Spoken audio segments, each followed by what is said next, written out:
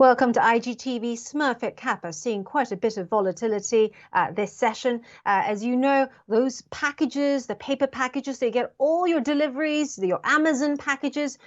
Quite often, that will be made by a company like Smurfit Kappa, which is Europe's biggest packaging producer. Now, it has seen 2022 box volumes down less than 2% against a very strong year. Of course, it was really hard to beat, wasn't it? A time when we had lockdowns and many people shopped from home. And when you had those deliveries, you needed all those boxes. Of course, all that's come out of the system now that we're no longer in lockdown. Now, Smurfit Kappa, that is the what it's looking like at the moment. What about the outlook? Let's take a look at the charts for that analysis to show you what is coming ahead. Now, year to date, as I mentioned, Smurfit Kappa and its peers are up strongly, up circa 13%. This is mirroring gains by peers like DS Smith and Mondi.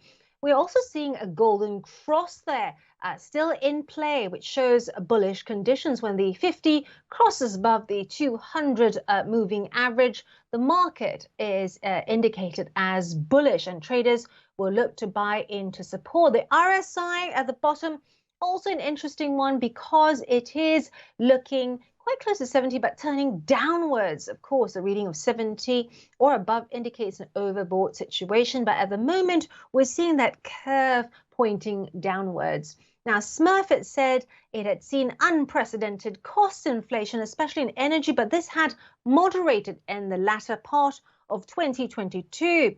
This helped it to a 38% jump in full-year core profit to 2.3 billion euros. So an exciting space to watch for all the players, including Smurfit Kappa, as China comes back off into play again as it reopens. But of course, we've got that inflation picture at play too.